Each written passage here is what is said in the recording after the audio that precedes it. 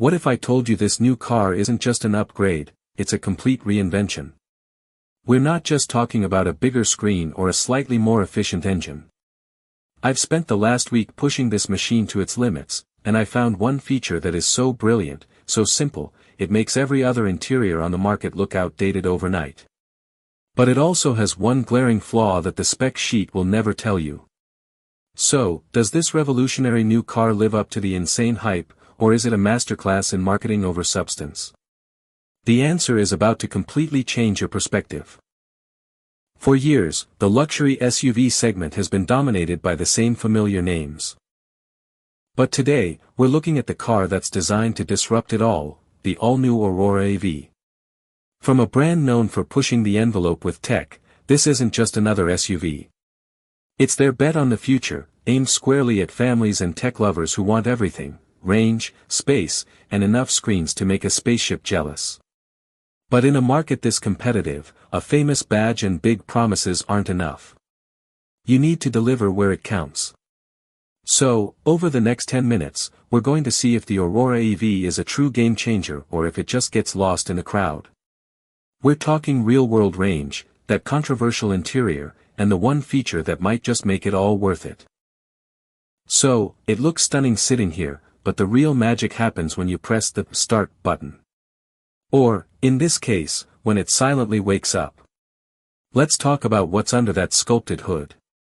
We've got a dual-motor setup pumping out over 600 horsepower. That translates to a 0 to 60 time that's not just in the 3-second club, it's knocking on the door of supercars, and I've got the results to prove it later. The acceleration is instant, violent, and completely silent, which is a surreal experience every single time. But power is nothing without control. This is where the new adaptive air suspension and rear-wheel steering come into play.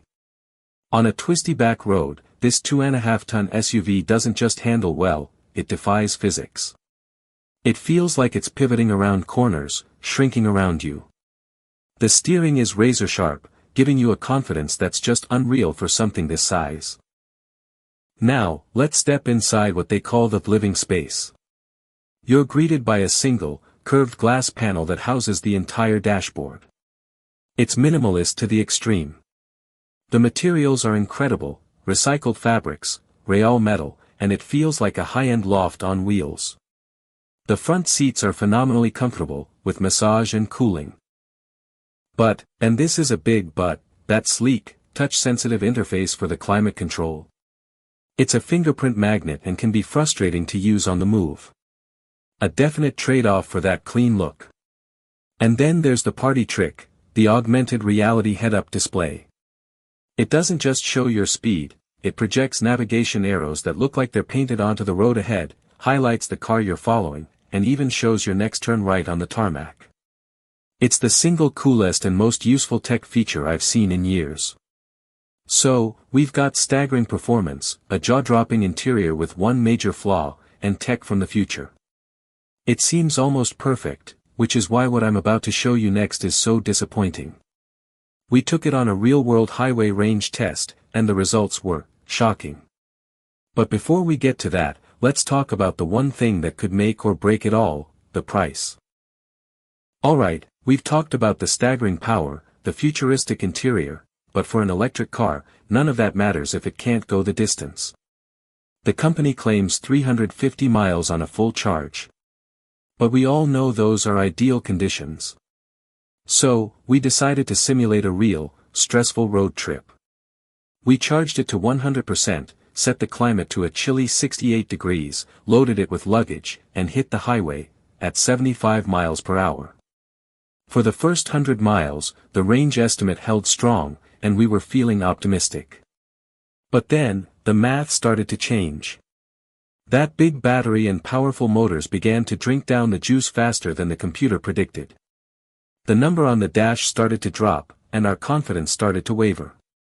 We were white-knuckling it, watching the destination and the range counter get closer and closer in a race we weren't sure we could win. And the final result?